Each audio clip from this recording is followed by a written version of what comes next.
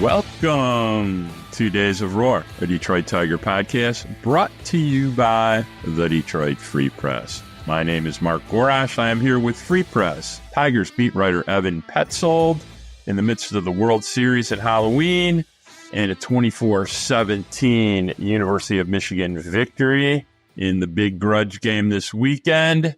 Evan Petzold, we got a big show. We got Dan Dickerson. We got Geoff Pontes. So I'm not going to mess around with week in review too much this week. I'm going to jump straight into the big two, believe it or not, because we got a lot to talk about. All right, question one of the big two.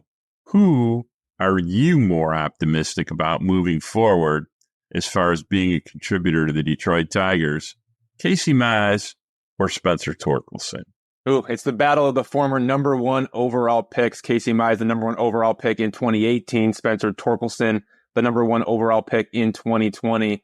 I've wrestled with this question, going back and forth and back and forth. And for me, I think it's Casey Mize.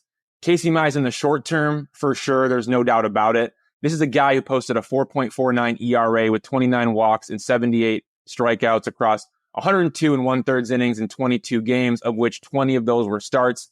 I love Casey Mize with that bulldog mentality he has on the mound. He never backs down from a fight, never backs down from competition. There are runners on base, and he's able to get out of it because he's got that extra in the tank that allows him to do it. I've always found that very fascinating about Casey. I also think he's an elite preparer. He's somebody that's going to work day in, day out. He's going to make tweaks. He's going to make adjustments. He's never afraid to try something new. He's not stubborn in his ways. And he is an extreme, he's a workaholic. Let's just say it. Let's put it like it is. He's a workaholic and he's a perfectionist. And I'm always going to bet on those kind of guys. I did like the fact that the fastball was up to 95.5 with 16 plus inches of induced vertical break. He had what he felt like was the best fastball of his big league career. I thought the splitter came to life way more often than it has in the past. I think that's a big sign. It had a 32% whiff rate in 2024, only a 21.9% whiff rate in his last full season in 2021. So I thought that was a good development for him as the season went along. I thought the slider got better. I thought the fastball, both in velocity and in ride, that was maintained throughout the season. Again, the splitter had games where it was like non-existent and he couldn't miss a bat to save his life. And you know, those were problem areas for him, no doubt. But I think, again, the splitter was a better version of it, you know, this year than we've seen in the past. And that's a good thing. That's a good sign for Casey Mize. That's the reason he was drafted, was because of his splitter. The biggest issue for me is the slider. It had a 22% whiff rate in 2024. Back in 2021, it had a 28% whiff rate. So from 28 to 22, that's a big drop in swing and miss. He needs to miss more bats and put hitters away in 2-strike counts. And until he does that, I don't trust him. But I still think he's one tweak away from unlocking a good slider, which if he has a good slider, that changes everything about how I view Casey Mize. He locates his pitches, limits walks. He just needs to miss more bats to get strikeouts. I think if he has a slider, he can return to the, you know, sub-4 ERA season that he had in 2021, and he can do that as soon as 2025. As for Spencer Torkelson, I'm not as optimistic about him in the short term, but I do wonder, like, in the long term, can he be something? Can he be something that's better than what he is now? We've talked a lot about Christian Walker on this podcast, whom the Tigers could sign to play first base. Let's not forget, Christian Walker did not have his breakthrough season until 2019, when he was 28 years old. He hit .259 with 29 home runs that season. Now, the one caveat is Walker only had 61 games of MLB experience before 2019. So you could argue that he just didn't have the opportunity for a breakout, whereas Spencer Torkelson has been given literally every opportunity imaginable over the last 3 seasons. Now, he did hit 31 home runs in 2023.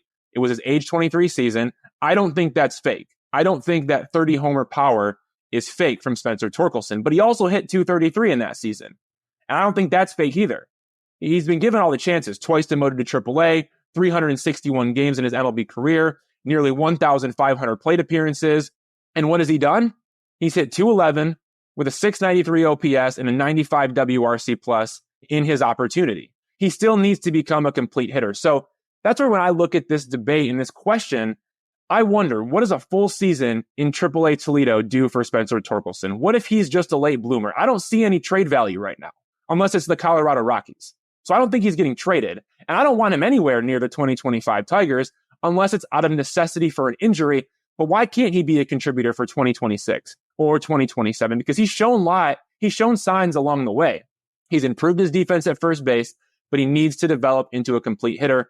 That hasn't happened yet. And it's been 1,500 plate appearances. So bury him in Toledo, give him a full season down there, let him battle it out with Josue Briceño in spring training 2026, not 2025. I'd be interested to see what happens if he gets more time to develop. And if he never develops, then let him rot in Toledo. There's no risk in that, but there is risk in counting on him in 2025. So short term, I'm all in on Casey Mize. I think he's one tweak away from having a much better season than we saw in 2024. As for Spencer Torkelson, I'm going to keep praying on the long term, but I'm not optimistic either way. All right. So for continuity's sake, Spencer Torkelson, 1,400 at bats into it. Where did he rank this year? I do a little data dive on it quickly. If you're a first baseman, you had over 200 at bats in 2024 after his breakout 4 months of 2023. How's he looking? He's looking at his 92 WRC plus as the number 40 first baseman ranked by first baseman with 200 at bats in Major League Baseball. He's got a 155 ISO. The bottom line is Spencer Torkelson has had a lot of opportunity and is basically in his major league career had 10 good weeks out of the 68 weeks he's been on a major league roster in 3 years. Spencer Torkelson, no way, no how, is the first baseman for the Detroit Tigers in 2025 if they get a third baseman. He should not be the first baseman anyway. It's going to be dependent on whether the Tigers upgrade their right-handed power bat at third base. As far as Casey Mize goes, here's a little facts for you. Casey Mize ranked in the bottom 8% in allowing hard hit. He ranked in the bottom 10% in K percentage. He ranked in the bottom 20% in whiff percentage. He ranked in the bottom 7% in allowing exit velocity. He ranked in the bottom 4% in X batting average. Okay. Casey Mize has a problem. He can't get people to swing and miss at his pitches. His once vaunted slider from 2021, which allowed a 194 batting average, allowed a 271 batting average this year. The bottom line is Casey Mize does not have any ability to put away hitters. His split is still trash, although the velocity is ticked up over 2 miles an hour. It's not like he's making people swing and miss with it. So after 5 years of being tweaked by Fetter and now Lund, is he any better? Not really. He's a lot healthier, but he's not better. So I think both of them actually do have trade value. Everybody likes a story where they can optimize someone that someone else hasn't. It's kind of like a rescue. And I think both of them, there's a very good likelihood that they'll be traded because the way they research pitchers in the Tigers front office now, I can promise you that they have some pitchers in mind that they'd like to deal for. And somebody may want to take Casey Mize in return for one of those pitchers that need to be optimized on someone else's team. So pretty simply, not a fan of either.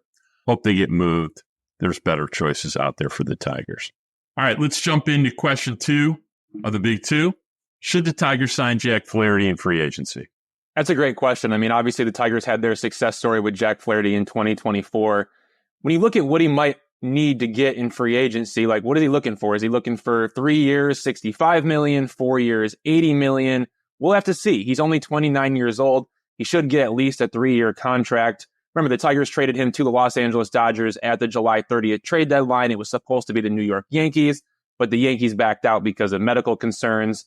Flaherty has dealt with a recurring back issue. It hasn't hindered him since joining the Dodgers, but it was enough that the Yankees wanted to stay away at the trade deadline. But anyway, the Tigers fixed him by tweaking his pitch mix and changing the movements of his delivery. He missed bats to generate strikeouts for the first time in a long time. He had a 2.95 ERA with 19 walks and 133 strikeouts in 18 starts before the trade. He was pitching like an ace, even though the Tigers had Tarik Skubal as their real ace. And then he had a 3.58 ERA in 10 starts with the Dodgers after the trade deadline, and now he's pitching in the World Series. So 3 years, $65 million. it sounds good. I bet Flaherty is eyeing a 4-year or a 5-year deal, but 3 and 65 is an average annual value of just more than $21 million per year. I'm a little bit worried about his back injury. I'm also a little bit worried because he hasn't had Tommy John surgery yet. Is that coming in the next 3 to 5 seasons? Maybe, maybe not. For those reasons, I probably stay away for $21 million per year. But here's why I really stay away. I trust the Tigers, specifically President of Baseball Operations Scott Harris. Find starting pitchers on 1-year deals and develop them. He signed Matthew Boyd, Michael Lorenzen, and Jack Flaherty to 1-year deals in free agency in his tenure leading the Tigers. Lorenzen and Flaherty worked out great, and they resulted in prospects at the trade deadline. And although Matthew Boyd didn't work out because he had Tommy John surgery, did you see how he pitched in the postseason? Clearly, Scott Harris has a good eye for pitching talent on the free agent market, and the Tigers have gained respect as a pitching factory from teams around the league for their ability to find and develop pitchers with the optimization of shapes and locations. So I don't want Flaherty for 3 years, $65 million, or 4 years, $80 million. I want right-hander Walker Buehler on a 1-year contract. The Tigers probably need another starting pitcher even beyond that. So let's not miss out on Luis Severino this time. The Tigers were really interested in him last year, but he went to the Mets, so the Tigers pivoted to Kenta Maeda. Give Sevy a 2-year, $30 million contract and make him a Tiger. So for those reasons, from the fact that Flaherty hasn't had Tommy John surgery to the fact that I trust Scott Harris to find a guy in a 1-year or a 2-year deal and make it work that way. For those reasons, I would not re-sign Flaherty. That's just where I'm at. And I think, if Chris Ilitch were to come to Scott Harris and say, here, you can spend X amount of dollars, I want all those dollars going into the Alex Bregman bucket. I do not want those to be divvied up around other players. So if there's money to spend, let's throw all that money at Alex Bregman and they'll go get somebody on a 1-year deal, maybe somebody on a 2-year deal, as opposed to going 3, 4, 5 years for a guy like Jack Flaherty. I think the Tigers worked wonders with him, but at the same time, I have some concerns with the back, with the fact that he hasn't had elbow surgery yet. And also, I just really trust the Tigers to find guys on a 1-year deal or 2-year deal and make it happen and optimize them. All right, it's pretty simple for me. They know the medicals as well as anybody. It's really hard to convince me to sign anyone for longer than 3 years that's had shots in their back for the last 3 straight seasons. Backs are a matter of time. It's a repetitive use injury, and at some point in time, the clock's going to, click 12, and he's going to need surgery. And then what do you got? So, but the real question becomes, are you willing to pay Jack Flaherty $20 million a year for 3 years versus paying Walker Buehler 1 year at 15 to 18 million plus an option year? So that's a hard choice, though. That's a difficult choice because they probably are pretty close from a productivity standpoint to the same guy. You also have a competitive window that's going to be open right now, and you better be good for the next 3 years. So even though you got Reese Olson and Jackson Jobe coming up behind Tarik Skubal, it'd be nice to have another power arm. It's the next 2 years. Tarik Skubal becomes a free agent in 2 years. The Tigers need to win in the next 2 years. So that's really the dilemma. And, it's something that needs to be addressed. Do the medicals terrify me? Absolutely. Could I live with them doing 3 years with Jack Flaherty for $60 million? Yeah, I probably could. I think Jack Flaherty's shown he can be pretty good. The question is, can he stay healthy? So, all right, we have an unbelievable show this week. We're going to take a break. And when we come back, we have the legend, the man, Dan Dickerson, to talk baseball with Evan and I. We'll be back in 60.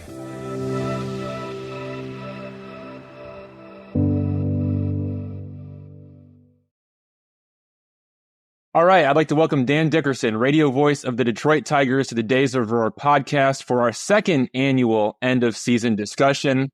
We're going to be talking about the Tigers in the 2024 season, what the team might do before the 2025 season, and even a little bit about Dan's 25th year with the Tigers. Dan, thanks for joining us. Absolutely. Good to be with you guys. Good to be talking baseball. For sure. So celebrating the 25th anniversary as the voice of the Detroit Tigers. This happened back in April, but what did you think of your bobblehead? And then what were your emotions when your kids threw out that ceremonial first pitch? That was the moment of the whole day. It really was. It was incredible. It was they told me they were going to do this, obviously, in the offseason. They showed me what the box is going to look like and what the bobblehead would look like. And I thought they did a really nice job. It's a bobble chair, not a bobblehead. I kind of like that. And then, so I just thought it would be bobblehead day. Again, nice, very nice to celebrate my 25th. But then they turned it into a kind of a celebration of my 25 years with all these little amazing touches. And Lydia Cruz was the driving force behind all of this. And, I've seen other broadcasters honored for their time, and it's usually an on-field ceremony that nobody cares about. It's just, so they decided to do this a different way. And I told them after, I said, if you're going to do this, I'm glad you didn't, do the on-field ceremony thing. They said, no, we want to try something different. But all these touches along the way and the planning that went into my kids throwing out the first pitch to surprise me, they both surprised me the 2 days before, Rachel coming in on Friday, Justin on Saturday, the day of, they both surprised me. But then, so I'm working TV and they're like, hey, we're going to have Trevor Thompson do the open today. Now, that's really unusual, and I should have thought about this a little more. But I'm like, well, that's kind of weird. But it's like, yeah, we want Trevor to set the scene. The NFL draft was here, big goings on downtown Detroit in April. And they did it so that when we got to that part of the open, it's like, okay, Dan, take your headset off. Trev's got the open. And then I looked down and they introduced, Rachel and Justin to throw out the first pitch. And that, think how rarely we're surprised in life by something that happens big in a positive way. And that was a pretty big surprise and a very cool moment. And then to hear about it from their perspective after was really fun. It was incredibly beautiful. And you're getting me emotional all over again, just, recounting what happened. But hey, you did mention TV. I wanted to ask, what was it like doing a lot of radio and then some TV throughout the season? And is there any difference between radio Dan and TV Dan? I teach a class up at Michigan State, and I teach the radio style because I want young broadcasters to learn how to use their eyes to understand all the things they can describe. But when you do that, you're really watching the game well because we're drawn to our screens and our scorebooks and things down on the desk when you've got to make sure you watch the game. So I had on in my class as a guest, we'd had to cancel the year before, Joe Davis. So this really did help me. So the students were asking Joe Davis questions, and I asked a question that was, I think I pretended it was from a student, but it was me. I'm like, I teach the radio style of play-by-play in this class. What would you say about, the differences between radio and TV and how you adjust? He said, the biggest thing, and this is just simple advice, but it's really helpful for me. He's like, you're still a baseball broadcaster. So call the game. Just recognize the differences in the two mediums, which makes a lot of sense. It's simple, but that helped me. So when I went to TV, I know that I'm not describing as much, and I don't. But you hear like it's the analyst game, just set up the analyst the whole time. Well, to me, that the way you do that is by having a conversation that I'm still bringing information and then letting my analyst feed off of that or add his own thoughts versus I don't like the Q&A style. So I kind of still called it the same way, just recognizing the differences in the medium. I'm still going to talk, but it's all in service of having a good conversation with my analyst, describe less, still get excited. And I really enjoyed it. It's a lot of good people trying to make you look good every day. And they put a lot of work into it. And then I just started thinking the game visually a little bit better so I can get on talkback and say, hey, I want to talk about this guy. Can you give me a shot of him? Or can you build this graphic real quick? And we've got some great people back there. Boom. Within a half an inning, they've turned that graphic around. So that when you just be aware that when you're talking about numbers, it's nice to support it graphically. So I really enjoyed it. It was probably just under 30 games. And good people. I mean, the people you work with are so good. I worked with a lot of different analysts, but they're all good. And that's the fun part, trying to get the insight out of them every day. And it makes it so much fun. Dan, as for the radio side, I think people would really like to hear what's a typical game day like for you? Like a 6:40 game, how do you prep for it? What time you get there? The things that go into, broadcasting a baseball game every day. Yeah. So it's a lot, but I always tell people, I describe it and it's a lot, but it's just fun. All of it's fun. So like first day of a series, Chicago White Sox coming in, Cleveland, whoever it is. And this is, the workload has been upped a little bit because we're now playing all 29 teams instead of 19 teams every year. So the prep for day one of a 3-game series is a lot. I do player pages for each player, the top 10, 11 players on the other team, a player page with any stats that I think are worthwhile. And I've kind of honed the system so where I've got a dashboard, I've got splits, defense, base running for every player, cut and paste stats from Baseball Reference. But you want the general team overview. How do these teams match up? What are their strengths, your strengths? So you kind of do the series matchup. Then you get to the individuals. All that takes a lot of time. You try to look up a few stories, but generally it's more of the analysis from the statistical. And then you kind of get into, okay, I've noticed this about this guy. And then you maybe ask somebody about that. And then it's always the pitcher cards take a lot of time. I like to do a 4x6 index card for each starting pitcher. Again, a system that I've come up with through the years. I'm always tweaking it. But you're trying to, I think with the system that I've come up with, and again, you're always looking for ways to maybe refine it. But at least, I've got the basic numbers. Is this a ground ball guy or a fly ball guy? Is this a guy who gives up hard contact or not? Left, right splits. What does he throw? What's his most effective pitch? Those pitcher cards are invaluable because that's where the game starts, as you guys know. The batter-pitcher matchup is where it all starts. That's going to lead to the good conversations. But I want to be able to think the game late with a couple of men on. Is this a guy who gets ground balls?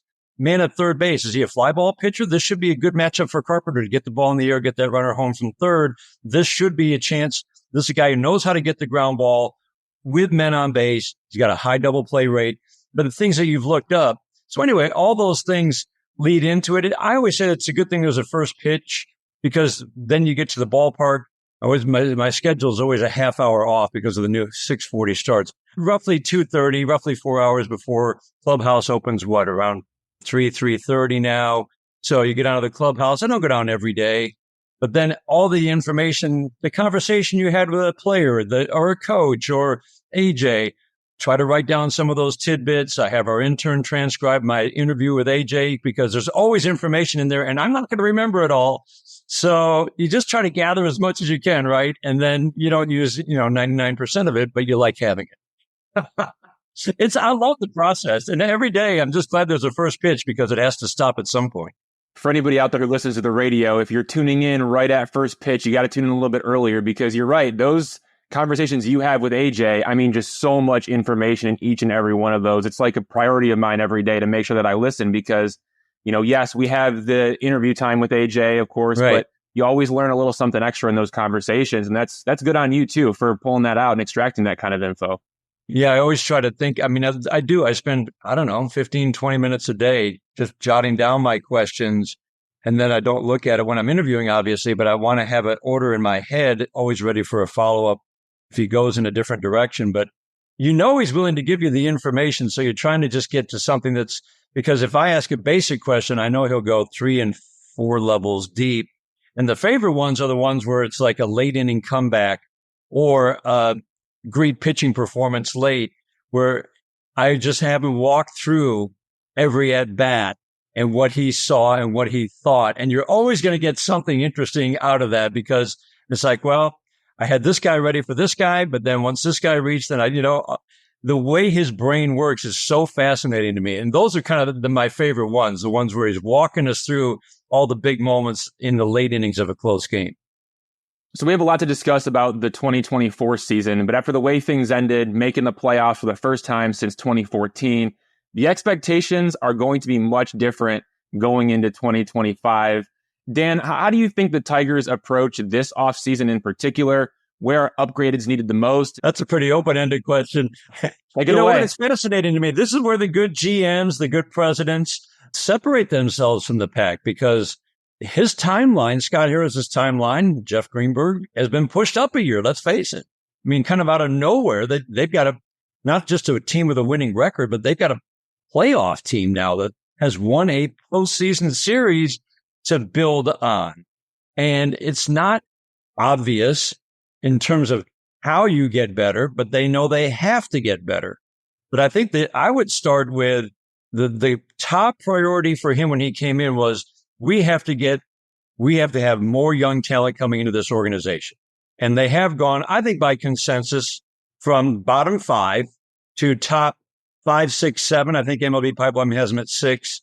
So the question then becomes, you've added talent. It's a lot of high-end talent. Who are you willing to trade to get what you need? Because I do not picture, I mean, he's made it pretty clear. I don't picture Scott Harris ever signing a 30-year-old free agent to a 6-year deal. I don't care if his name is Alex Bregman or anybody else. I don't think that's going to happen. He might sign a Christian Walker to a 2-year deal, who's 34, 35, and Nate Eovaldi to a 2-year deal, something like that. But I don't picture him, whatever you want a right-handed thumping bat, right? That's it, period. That's priority number one. I think you're most likely going to get that in a trade. Because again, every free agent, Santander intrigues me.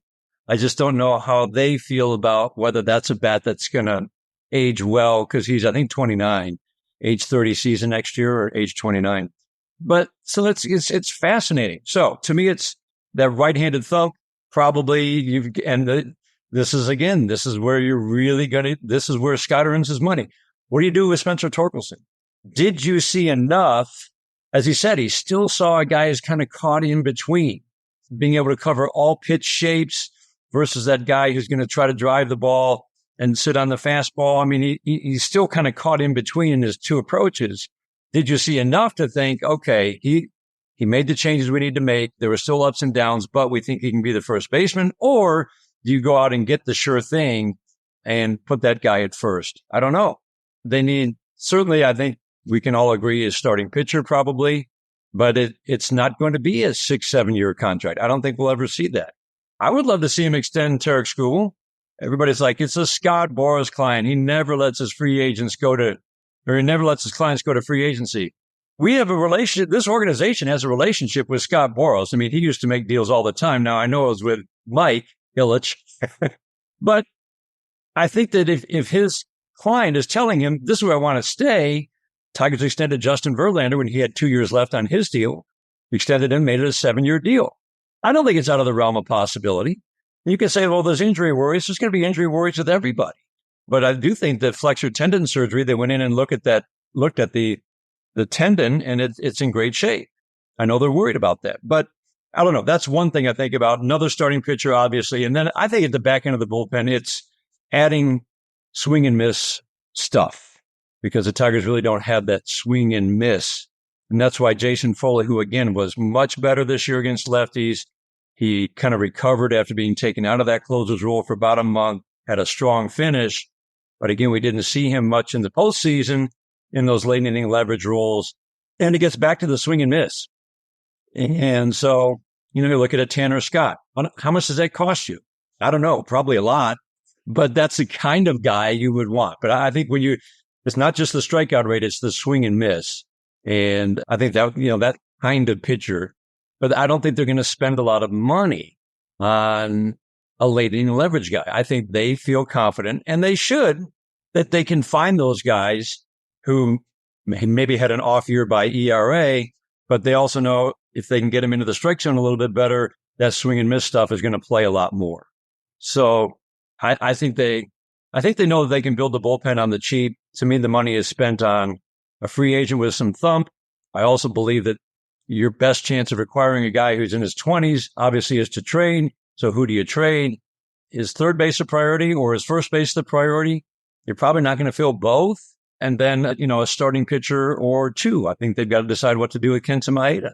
And I think that's a big decision. I mean, do you try him back in the rotation, or, he was better out of the bullpen with openers, but I don't really know if that's what you want to do next year. There's a lot on the list, but I think the best part is they are now trying to add to a team that reached the postseason and to try to make sure that momentum is going, because the normal progression would be you jump up, 8 wins? You might fall back the next year. The challenge is, how do we keep going from 86 wins up to 90 or more?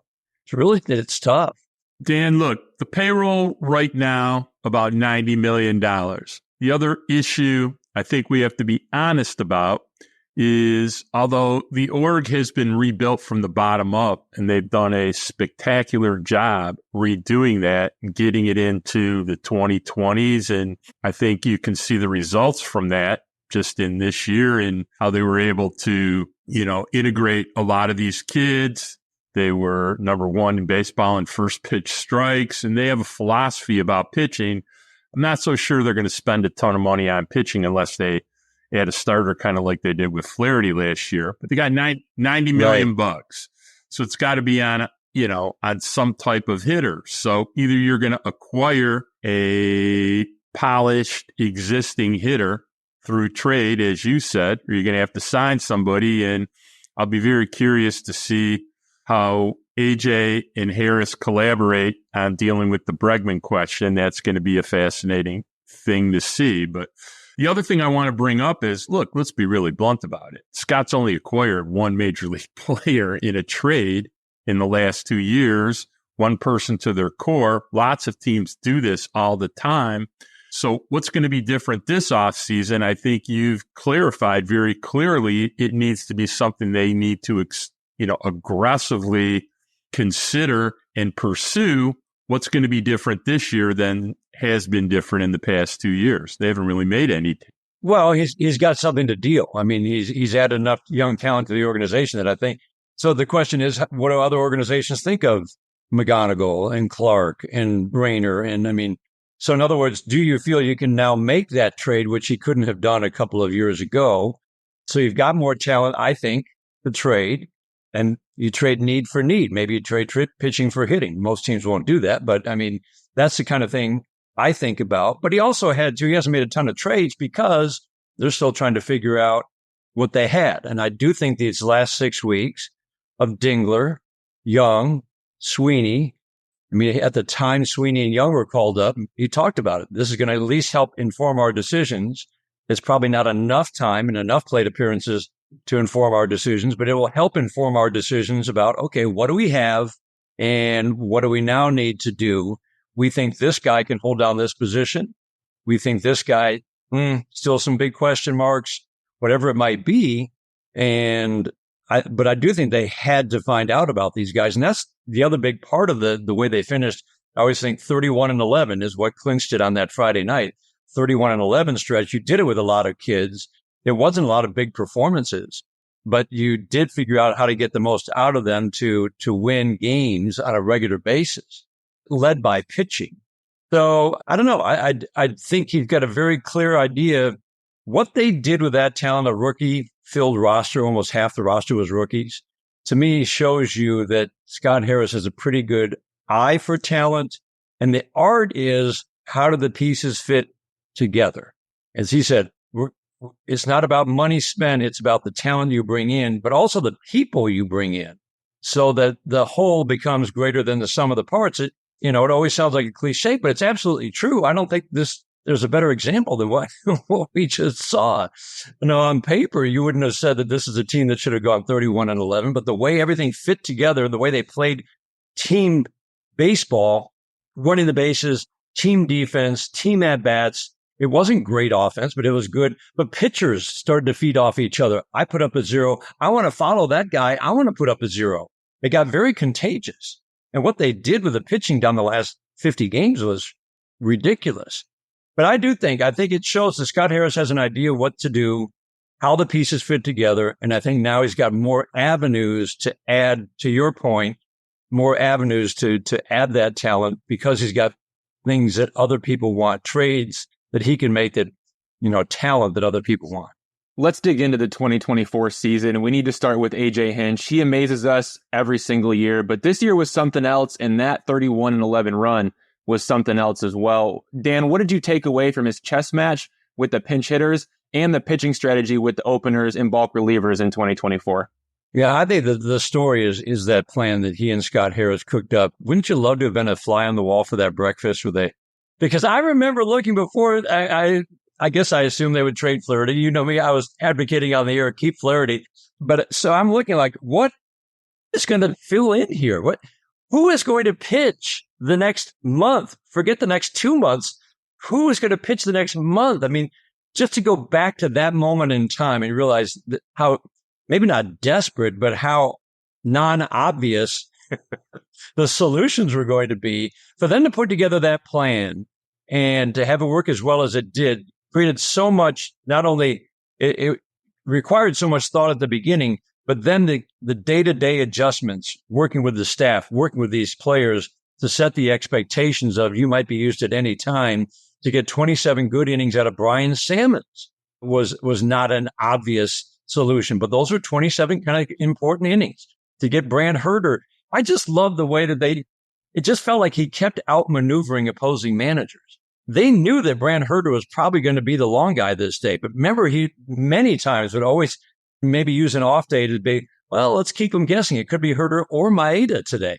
And then he'd wait for the lineup to come out. There'd be Baltimore put, 4 or 5 lefties in there, knowing it was Herter's day. And now you set Herter up for success to pitch, 17 up, 17 down before he walked a batter in that outing at Comerica Park in late September. But they did it time and time and time again. It was a 2.70 team ERA for the last 51 games using this system. It's crazy. Skubal led the way, but what they did was phenomenal. And what I'm interested in is, how do we, as an organization, you're the Tigers, what did we learn from this? You're not going to do it for 162 games, but this worked pretty damn well. What can we learn from this to build the staff for 2025? But to get back to AJ Hinch, it's so many elements, and I someday hope that I could think the end of a game like he thinks it. But the matchups, the amount of time he spends figuring out matchups going into every series so that he can tell a guy, hey, we're going to need you for this pocket in this series. And when it comes up, whether it's the 6th or the 9th, that's going to be your spot. And just the way he communicates and understands that not every lefty on lefty matchup is a favorable matchup for his guy. That sometimes it's better if it's left on right. And just because of swing styles and pitch selection and whether the guy can locate to all 4 quadrants, all the things that he thinks about that make this a good matchup or not a good matchup. He thinks about it so much that he almost always puts guys in positions to succeed. Sean Gunther is a great example. And what did Sean Gunther tell? I think it was you, Evan. I think one of your stories, it's about belief and trust. Trust that they're putting you in the right position to succeed, and belief because of this staff reinforcing the message every day that you can get the job done with the stuff that you have. It was incredible, and I'm really interested to see how, if anything, it informs how they're going to put together the staff for 2025. Dan, talk a little bit about the trust and deployment and culture and how amazing the job that AJ Hinch has done over the past couple of years, how he sets expectations for players, how often when a player fails, or especially a reliever fails, he's right back out there the next day. And, it is about trust, and it is a huge part of how they set the culture. You're there every day. Talk a little bit about that, because it's pretty unique to be able to execute that and get an entire squad to believe in it. Yeah. I would start with what I really appreciate about the way that Scott Harris and AJ are kind of leading this organization is they never stop talking about winning. And you could have easily 8 games under with a bunch of rookies on the roster in mid-August said, all right, we're just going to try to keep developing you guys, which you're going to do for your whole career, by the way, and win as many games as we can. They just kept, no, you are going to continue to develop, and we are going to continue to win games. We are going to win games. And they never stop talking about that. Not every organization does. There were some years under a previous regime where they talked about how much we're going to lose. And so I always appreciate that. AJ talks about young players have to learn a routine. That's a big deal. Understand when he says, what do we have to do to prepare to win one game today? The players then understand all that goes into that. Oh, I've got to go out with Joey Cora and take my 30 ground balls, quick little ground balls by the dugout. I've got to go get my touches in the outfield. Gary Jones is going to hit me 50 balls. He wants me to have 40 to 50 touches before I go on the outfield every day. I've got to make sure that I come to the batting cage today with a game plan. The coaches are going to put together a game plan for me against this guy, but I have to do my own work. All the thought that goes into winning one game one day, once the players get used to that and thinking about that, then it becomes very contagious about how you're going to go about making sure that you do win every single day, and at least to a certain brand of baseball that I thought was really, really exciting to watch. But he sets the tone. I think the communication is, we all know he has a psychology degree, but he just uses it every day, 26 distinct personalities to have conversations that I think lead to what we saw down the stretch. I think if we were in Kansas City, And I was out in the dugout waiting for somebody to come out for an interview. And AJ came out with Justin Henry Malloy. So this is in September. And I didn't listen in on the conversation, but you could see he was sitting down with him to probably just talk about, hey, this is how I see your role going forward, because this is what he does with all players. He and Jace Young, they're used to playing every day. They're not playing every day now. You've got to now understand how you get ready for a game when you're not starting every day. Whatever the conversation was, it's just a perfect example of what he does, I think, every day. Maybe not with every player, but on a regular basis. He's making sure those lines of communication are open. You're wondering why you're not getting at-bats. Here are some of the things we're seeing. If you want more at-bats, you want to start more games, this is what we need to see.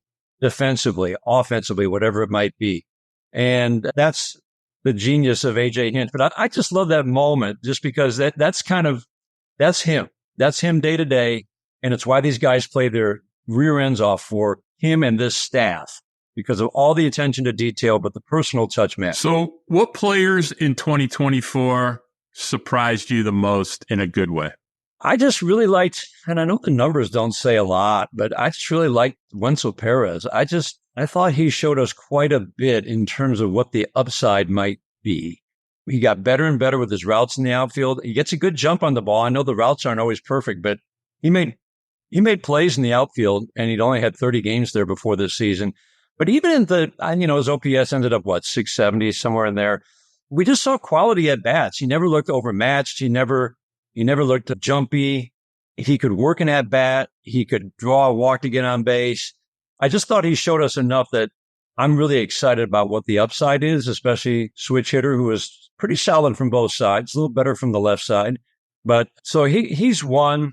Cole Keith intrigues me because the upside was only for about, 4 or 5 weeks when he went off in the power department in June into July. And he was all started with, taking that fastball the other way in Houston in May. And then all of a sudden, they're starting to pitch him more in with breaking balls. But when they missed, bang, he hit. It was mostly sliders, changeups that missed.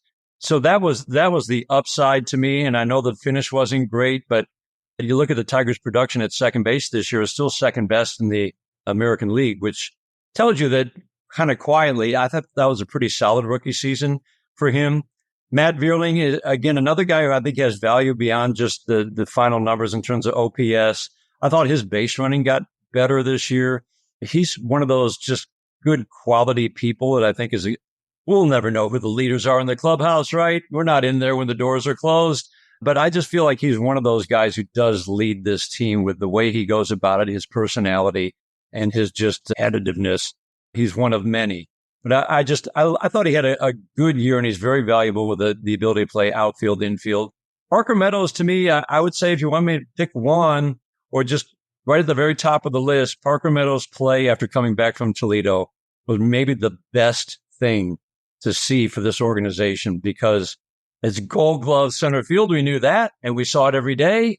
And then what did he end up? I think since coming back from Toledo, it was right around 300, like an 850, 860 OPS, I think, at the end. So it was power. It was big at-bats. That home run in San Diego was one of the great moments I've seen in the last 5 years for this team. So Parker Meadows, to me, and his development, and again, going down after 7 for 73 starts, and to come back because he worked at it, and to show that he didn't really have a lot of holes in his swing anymore, and could not only hit for average, but for power while playing Gold Glove defense. That's about as valuable a player as you can get. Do you think the Tigers have a core of players on offense? Like when you talk about Riley Green and Kerry Carpenter leading the way, and then Colt Keith's emergence, and Parker Meadows, what he did coming back from AAA Toledo, do they have a core on offense? And if not, are they one player away? Are they an Alex Bregman away or a Christian Walker away from really, kind of going over the top in that department? Yeah, it's a good question, because I do feel like, Riley Green quietly had a very good season. I mean, you got a 4 WAR player. I don't know, he might have ended up at 5, but with his defense and his improvement offensively in the power department. Big believer in Kerry Carpenter. I think the one thing the Tigers are probably considering, I guess maybe you just think of him as a guy who's just not going to start against lefties, but you really want that guy to be able to start against lefties. But let's face it, 930 OPS is a 930 OPS. And That's a pretty valuable bat. Meadows, I believe in Meadows. I mean, the numbers, he might not be an 850 OPS guy, but if he's a 780 to 800 OPS guy with Gold Glove defense and the way he runs the bases, that's an extremely valuable player. So Green, Carpenter, Meadows. I do think Colt Keith is just going to get better and better. But no, you need that. AJ's talked about it. It's a little bit right-handed or left-handed. You do need that right-handed bat, and then it becomes who is that guy. But I think Wenzel Perez still has some offensive upside. Curious to see what Jace Young's development looks like. He didn't show a ton. He showed good discipline in terms of being able to work in that bat and draw a walk. We didn't see the power. And I still think they're very high on his upside, but you can't just assume that's going to happen next year, even if you are high on it. That's why I think it's more than just one bat. I think it's two veteran bats. I think Christian Walker intrigues me because he's really good defensively. I know he's in his mid-30s, and there's been a little bit of a drop-off, but, the drop-off's been from 860 down to 780 in the last couple of years. I still would I would love to see a bat like that in the middle of the lineup. Alex Bregman, would I like to have him? Of course, but I mean, what is that guy going to command? But I think it's a couple bats. I really do. For sure. Hey, we're pretty deep into this, and we have not asked you about Tarik Skubal yet, which feels pretty crazy considering this guy's going to win the American League Cy Young Award and has had one of the best seasons in baseball history when you really look at how many guys have won the pitching Triple Crown. Dan, you've seen Justin Verlander, you've seen Max Scherzer, you've seen them at their very best. What was it like watching Tarik Skubal at his best all year long? Wow. He's right up there with those two. He really is. And from the left side, just makes it more fun. There's something about lefties, hard throwing lefties, right? I love it. And it was incredible. Just AJ said it early in the year that, remember he said he's only scratching the surface. And this was after he was off to a good start. So I remember asking him on a pregame, what do you mean? What more can he do? But that they're always pushing, and Tarik Skubal's always trying to get better. One of the things he talked about was handling the expectations, which I thought was really interesting. It was the first thing he said. You got to learn to handle the expectations. And I hadn't even thought about that. That every day people expect you to be perfect. I don't think they expected it quite like Justin Verlander, where the crowd would groan when he gave up the first hit because they thought they were going to see a no-hitter every day. But when you give up a extra base hit, it's like, what's wrong? What's wrong with Tarik? So handling those expectations, he felt was a big part of in the growth of Tarik Skubal. Well, he obviously did that, and I think he embraced it. Being more creative with his first pitch strikes. You're going to be in the strike zone 70% of the time. Everybody knows that. Every game, a team is going to figure out a different way to game plan you and have success against you. They're not, as he put it, they're not just going to wear it. But now you have to become a little more creative instead of just fastball, changeup. And he started to spin it a little bit more. So you could see these subtle little improvements working with Jake Rogers that made him, with that stuff, into a remarkably consistent and dominant pitcher. I like the guys who have the lowest opponent OPS. You put that top 10 list together every year, pitchers who have the opponent's lowest OPS against. He was right up there at the top all year long. I think he finished number one. I like that. That means you're dominating. There's no good luck involved in what you're doing. He leads the way in so many ways, not the least of which is throwing strike one and showing young pitchers that whatever your stuff is, you are still always better off in throwing strike one and being in the strike zone and not nibbling. You will not have success up here if you nibble. But there's an art to it, and there is thought that goes into it. You have to be able to locate in all four quadrants, or at least with a couple of your pitches in all four quadrants. And you've got catchers who care, and they understand how to call a game. So all of those things together made it fun. But there's no question. It's not often you hear a position player say, he's a leader on this team. He is leading us right now. And I don't think there's any question that Tarik Skubal, taking the mound every fifth day, helped lead this team down the stretch. There is something special about it, too, that going back to spring training, he was the first guy in that room to talk about making the playoffs. That was something that he set from day one of spring training when pitchers and catchers reported. And I think that speaks volumes to who he is. Another question we have for you. Mark and I talked about this earlier on the podcast. We had a little discussion. We have to loop you in on it, too. It's kind of the elephant in the room right now. Spencer Torkelson, Casey Mize. Of those two players, which former number one overall pick are you more optimistic about moving forward, short-term, long-term, however you want to go with this? Yeah, I'll I'll start with just kind of how I look at both, whether in terms of who I like better, I'll just leave that for others. But here's how I look at both. Casey Mize, he works so hard at what he does. But what Robin Lund helped him, remember what Scott Harris talked about when he took over? When guys are on the IL, we want them to get better while they're on the injured list in some way. You're rehabbing your arm. Okay, get stronger, whatever it might be. Get better at game planning. Get better at locating pitches, and thinking about locating whatever it might be. So Casey Mize, under the tutelage of Robin Lund, who understands, things like ground forces. He had Tarik Skubal and Casey Mize talking about ground forces and how you use ground forces to your advantage. So you are using that energy from the ground up to take pressure off your arm. That's the whole point. And so we talk about pitchers getting hurt because they throw hard. Well, Casey Mize and others have learned how to throw harder because they got bigger, stronger. And you look at Casey, he gained like 20 pounds, I think, while maintaining the same body fat. Now when he's planting that foot and that energy is transferred to his arm, takes pressure off. End result, he's throwing 98. So for me, I love the fact that he's got 98 now. That allows him to pitch into lefties. He did not get lefties out well his only full year, 2021. He did much better this year, but now righties started to hit him. So, okay, how do we now get that balance back so you're now getting out righties and lefties? But so the numbers weren't great, but I think it was a year of just kind of understanding how he could pitch more effectively with more stuff. And it was very much an up and down year, and he still was figuring things out. I'm very high on his future just because when you got arm speed and you've got power and you've got the ability to spin it, I do think it's going to be, he needs that splitter. He needs that splitter to be the real weapon. The slider was not a great weapon this year. It was his best pitch in 2021, but I think going forward, and does that mean maybe he becomes a bullpen guy? I don't think so, but because I think he's big and strong and can handle some innings.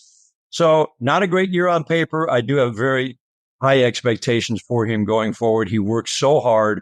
He's got stuff. He has command. It's not like he's got stuff and no command. All those things to me, I think are going to lead. And this staff, they'll figure it out and they'll help him get there. Torkelson, Spencer, he's such a good kid, isn't he? I like talking to him. He's so honest. He works so hard. So the thing that struck me when he came back was he talked about it's not just being on time for the fastball. Every hitter talks about that. He said what he learned, and this is what AJ has preached for forever, right? You can't just have a groove swing. You have to be able to cover different shapes. You have to be able to be athletic in the batter's box. So what Spencer told me after he came back was it was not just, I got to be on time. I've got to hit the fastball. It's what do I need to do to get this guy's fastball, the guy I'm facing today, in the air with something behind it with some consistency. So one day he was Rodon with the Yankees. He knows it's going to be four seams spinning up. How do I get to that ball? It's a different swing than the next day, whoever it was, sinker baller. How do I get underneath that ball to get it in the air? So that's what he felt he'd learned at Toledo. And the Tigers knew that coming back, there were going to be ups and downs, that the old bad habits would, from 10,000, 20,000 previous swings, those are going to creep back in. What I don't know is, did they see enough to think, okay, we saw the bad habits come back in every once in a while, but he clearly has the ability to cover all shapes with power. So that's what I keep thinking about. I don't really have a feel for it because we saw some power. It wasn't a great finish. There's still a lot of swing and miss. I did think he did a better job of being disciplined on sliders and breaking balls away. So I don't know. I still, you see that and think of that home run. Who was that bomb that he hit one of the last series at home that just was incredible? That's in there. Can they get it out? He's got to be an 800 to 850 OPS guy, right? He can't be a 720, 730 OPS guy. He just can't. And I think he was at 730, 740 after his return, somewhere in there. Solid, but so he's intriguing. I still think there's 30 home runs. That was not a mirage. 30 home runs is in there. But that to me is one of the toughest decisions that they have to make this offseason. I think also, how well they play down the stretch changed the way they're going to look at that decision too, because now they look at themselves much differently than if they would have finished with 79 wins. They might have been more patient with Spencer. I think now it's win now. We're what are we doing? We got to win now. So that's going to impact how they think. All right, here's the big elephant in the room. You did a podcast this year called Have a Seat with the always unbelievably entertaining Jason Benetti. He's the best. Who just changed, to have the two best baseball broadcasters in America, both in the same city, is just a gift that will never be duplicated. But I appreciate that. And then to put him on a podcast. My God. But tell us a little bit about what it was like to do a podcast with Jason, how fun it was. You guys did a great job of choosing guests and doing venues, and talk to us a little bit about that. Yeah, and kudos to, Lydia Cruz, Ben Fiddleman, Zach Zerdanek, our intern, because so much work goes into getting the guests, getting doing a show on top of the Green Monster at Fenway. That was a highlight. Just seeing Jason look down and go, "Woo, are we really doing it?" That was a blast. So I love going back to how it all started. I think that the day that Jason was introduced, I came down after. We were just going to sit in a room with Ben Fiddleman and just kind of talk about ideas and just basically reacquaint ourselves. We'd gotten to know each other, obviously, through the years. So before we even, we're just sitting in the room talking, and I don't know how we got on the topic, but I'm a big believer that in a blowout game, you still stay with baseball because there's plenty of stuff baseball related that you can talk about without necessarily locking in on an 8-1 game, right? And I said, I don't think it's time to break out your comedy routine because people aren't tuning in to hear my comedy routine. And Jason's like, no. And then he's like, so he starts talking about some of the things that he does. And he's like, well, would this be okay? And I'm like, yeah, that's fine, but I don't know. So we're getting into it in a very friendly way, back and forth about how to call a blowout game. And Ben Fiddleman is just sitting there looking and he goes, do you guys want to do a podcast together?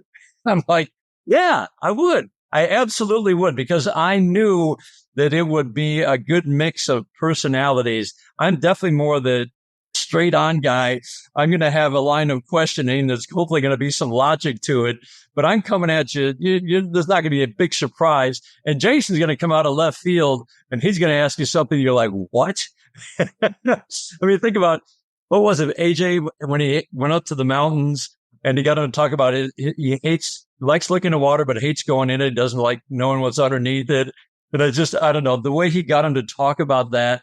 But that's every single podcast. And it just makes it, to me, is so fun. We both are trying to get to the same spot. It's really just about origin stories. And how did you, AJ Hinch, or you, Tarik Skubal, or you, Jake Rogers, how did you get to this point in your life and career? And Jason does such a good job of, I don't know, it's making me think in a different way about questioning what makes a good podcast. It's all very interesting. I feel like we're still just at the beginning of this. But I love working with Jason every day. I love having someone like that at the ballpark every day. I just look forward to seeing him, chatting with him, whether it's a quick conversation or a longer conversation, because it's always going to be interesting. And you're always going to laugh. And that's the best part. He's smart. He's funny. We have different styles, and I think that's great. And we're, I don't know. It's just, he has been such an incredible addition, and it's made everything better. Well, it was great to have you guys as part of the podcast community this year, and hats tip to both of you guys, because it was excellent. You guys did a great job. Oh, thanks. Dan, before we let you get out of here, I got to ask, what was it like calling playoff games again? What was it like seeing Comerica Park alive again? Because it had been a long, long time. And after seeing that, what's your message to the fans? That was special. That was something different. Oh my gosh. The clinch night with 40,000 and then the 2 playoff games, I'd forgotten how much fun it was. I knew it was fun. I knew the most fun I've had in broadcasting is playoff baseball, but 10 years seemed like a lot more than that, didn't it? So to be reminded of that was outstanding. More than anything, it's, the fans should know how much it impacts the players. I think they were wowed by it. The clinch night, I remember Spencer the next day saying, I found myself just kind of looking around and I got to lock back in because he was just trying to take it all in. Parker Meadows said the same thing, standing out in center field, just like, this is unbelievable. They've seen it full for maybe a Miggy ceremony or something, but for a playoff game, they're coming to see us win a playoff game. I think the players absolutely loved it. Not all home fields are home field advantage. in the postseason. We've certainly seen that, but those crowds are home field advantage. And I think the fans know it, but I think, to hear it from the players, fans should know how much it means to the players. And I just enjoyed the heck out of it. Isn't it amazing? And I know, Evan, I know you're on your honeymooning. Congratulations, by the way. Yeah. Thank you very much. It was tough to miss out, but we had a good time. I hope you did. I hope you enjoyed every minute of it. But just to lock back in, and you realize the batter-pitcher matchup, as we talked about, is so key in any game. But then the postseason, you start locking back into, John Smoltz said something that really was interesting in one of the early rounds. Is like we talk about facing a starting pitcher for the third time and the advantage to the hitter. The numbers always go up. We don't talk about a hitter facing a reliever for a third time. I'm like, where's he going with this? In a short series. I'm like, oh, okay, that's interesting. And then with Joe Davis, they backed it up. The number was, I think, the previous 5 postseasons. Those hitters, when they face a reliever for a third time in a short series, hit like 290 with an 870 OPS. I'm like, well, that's a good little number. Something you never think about because you don't ever see it in a regular season series, almost ever, right? You never see the same reliever 3 times in a 3-game series, or usually even in a 4-game series. So that kind of informed me as we went along in that Cleveland series, trying to make sure, all right, how many times does he face this guy? But that's the level of detail you get into because it matters. And it was just so fun to be a part of that. I know the 7 games for those players will serve them very well. It's fuel to get ready in the offseason, prepare, get better, and fuel for next year because now they know. Once you've been, you want to be there every year. All right, Dan. Hey, that's all we have for you, but thank you so much for checking in with us about the Tigers and also sharing some insight into your career and your time with Jason Benetti. It's always a treat to have you on the podcast. We're really thankful for your time. Let's do this again next offseason, as we always do, but maybe in November after celebrating a 2025 World Series parade. How about that? Yeah, let's start thinking about the parade route. We got to know. Let's get back to the postseason. I'll trust his staff to get us far. I'll trust his staff to get us far once you get there. Awesome. Hey, thanks again. Thanks, guys. Appreciate it. Everyone, that was Dan Dickerson, radio voice of the Detroit Tigers. Next up, we're going to chat with Geoff Pontes, a prospect writer for Baseball America, about Tigers prospects Josue Briceño and Thayron Liranzo in the Arizona Fall League. But first, let's take a break.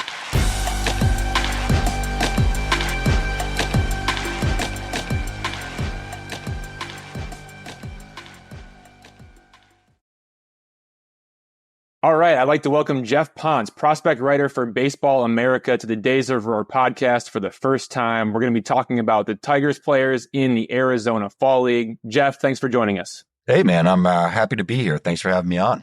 For sure. 2 guys we got to ask you about right off the bat. Josue Briceño, Thayron Liranzo. Both these guys in the top 5 for OPS in the Arizona Fall League. Both have healthy walk rates and strikeout rates. Both have been very, very impressive. Josue Briceño playing first base, 13 games, hitting .438 with 7 home runs, 6 walks, 12 strikeouts, and a 1.458 on-base plus slugging percentage. He's hitting a home run pretty much every 7 at-bats. He suffered a right PCL sprain, injuring his knee while running the bases during the regular season. Came back and played in the Bridge League, which was pretty much an extended version of the Florida Complex League in mid-August. That led into his Fall League assignment. He's only played 28 games in Low A Lakeland earlier this season. Now he's in the Fall League. He's raking. What can you tell us about Briceño? Yeah, I think the thing with Briceño is it's all about the bat. The fact that he's moved over to first base full time, I think is where he's going to end up long term. Probably can be fine at the position. I didn't get a ton of looks at first base, enough to say that he's good there or bad there, but I think it's a position that he can learn. Definitely not going to be a catcher. I know that, that had sort of been what he'd been billed as. I think if you see him move around back there, it's not great. He's not a great mover. What he is, though, is a really polished hitter. The combination of bat to ball skills with Briceño, power, and good swing decisions. He has a balance of not being someone who's super chase heavy, but at the same time isn't exactly overly passive when it comes to, swinging and particularly attacking pitches in the zone. Has a higher heart swing or, zone swing rate, which I think is indicative of good decisions. We typically think about walks I think it's the balance of being able to discern balls and strikes and hittable pitches in the zone. He does that really well, and he does it with all fields power. He doesn't have to sell out to hit for power. I think it's one of the reasons when you see the difference in environments with like the Florida State League, which we know there's more drag on the ball down there. It compresses hard fly ball contact a little bit more. Arizona is the complete opposite. It's super dry. There's not a lot dragging the ball down there. It's easy to backspin the ball. And he's been hitting shots. I think that's the thing too, is it's not like these are, dink and dunk home runs where he's getting some Arizona fall league love over, a corner outfield fence that's 350, 360. He's hitting shots, 410, 420 type of homers. And he's hitting them to all fields. I was at the 3 home run game. Just really, really impressive. And he hasn't slowed down since. I think prior to that game, he might have only played once or twice that season. I was there the first week of the year. Goes off my last day there. And since that point, he's hit another 4 home runs and continues to rake. So I think you look at Briceño right now, probably the MVP of the fall league. I don't think I'm saying anything out of turn there either. Yeah, there's no doubt about that. And then for Thayron Liranzo, the catcher the Tigers acquired from the Dodgers in the Jack Flaherty trade, he's played 8 games, 379 batting average, 1 home run, 4 walks, 7 strikeouts, a 1.179 OPS. From everything I've heard, the main goal is to teach Liranzo to call games and sequence pitches as a catcher. It's all about his development as a catcher. It starts with scouting. And as a catcher, you got to know what the pitcher needs to throw and in what location. But the bigger part is, reading reactions of the hitters to previous pitches and then playing that chess match of getting inside the mind of the hitter, understanding the hitter's approach as the at-bat continues and trying to find the advantage. The Tigers need him to improve as a catcher, specifically when it comes to calling games and sequencing pitches. But what did you see from him both behind the plate and at the plate in the fall league? Yeah, he's not the most natural framer. I'll say that's one part of his game that isn't super tight. He's an okay blocker. There's a big arm there for sure. So I think some of those elements, we're never going to go to full automated zones. But I think with the challenge system, some of those things, some of that is less of a concern. I also think it's something that can be honed and improved. He's never going to be the most athletic guy back there. It certainly is a world of difference from what I had seen in previous years with Briceño behind the plate. As a hitter, it's a little bit more of a 3 true outcome type of profile than you're going to get with Briceño. I think the power upside's much higher. It's a more optimized swing. He backspins the ball a lot better than Briceño does. He gets to his pull side power better than Briceño does. Still really good approach, actually. There's swing and miss there.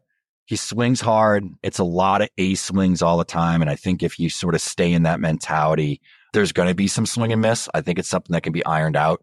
It's not at a point where you're super concerned with the whiff. It's about a 70% contact rate overall.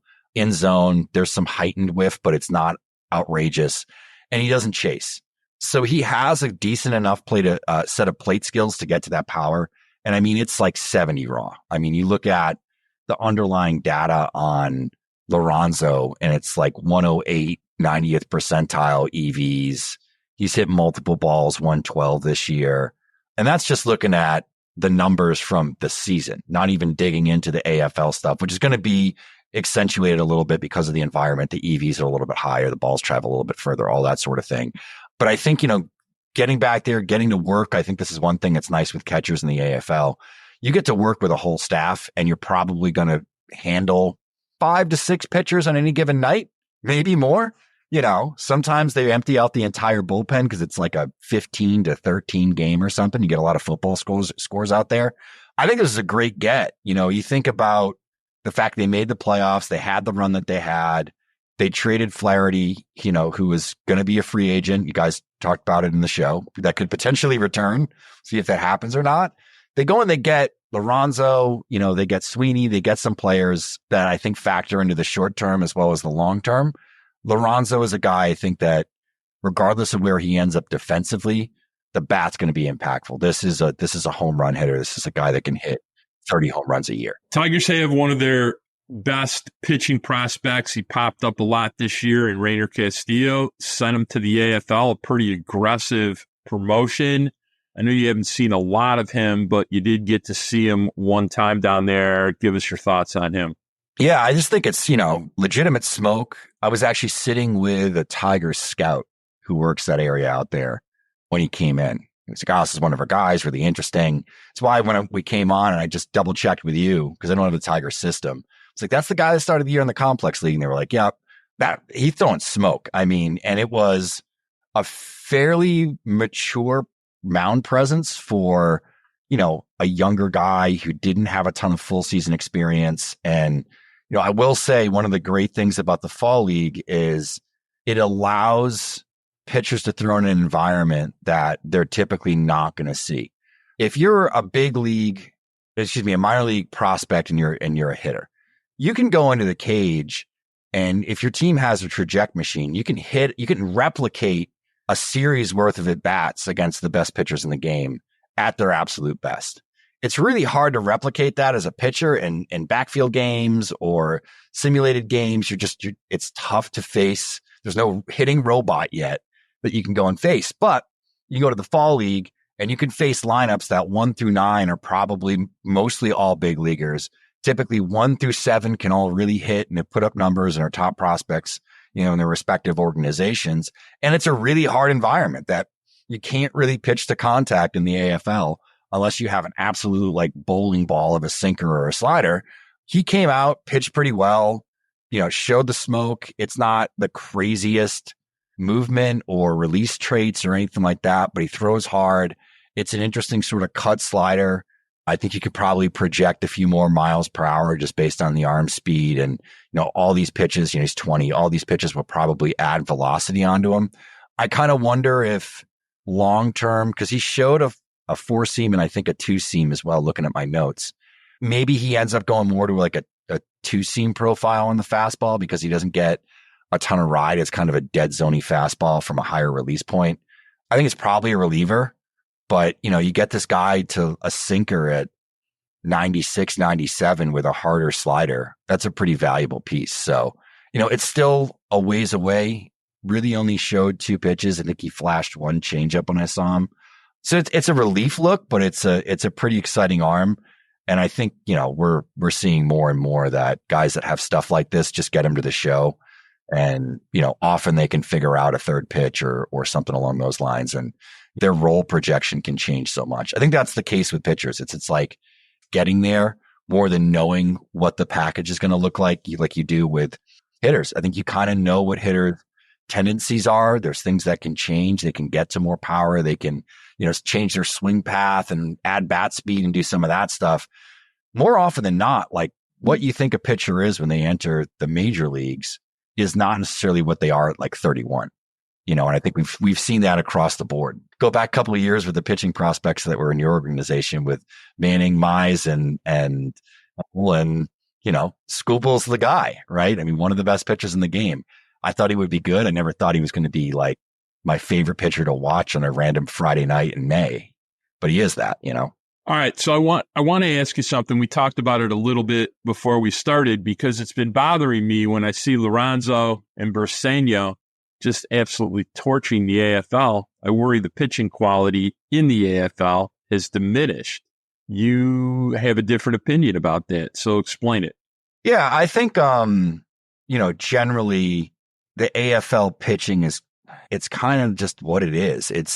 There's always a couple of starters. And let's be frank, the best pitcher I've probably seen in the fall league the last 4 or 5 years is Andrew Painter, and Briceño went deep on him, so he is hitting some of the quality too. But I think overall, you see a handful of starters who are pretty good that you look back on in a few years, like I did with Emmett Sheehan, and you're like, all right, I saw that guy in the fall league. He was pretty good. It's a tough environment for pitchers. There's a lot of relievers that they see that have a lot of different arm actions, a lot of different arm angles, a lot of different pitch mixes. And that's just in a given game. So I do think that there's some benefit to hitters just being able to adjust to a different look.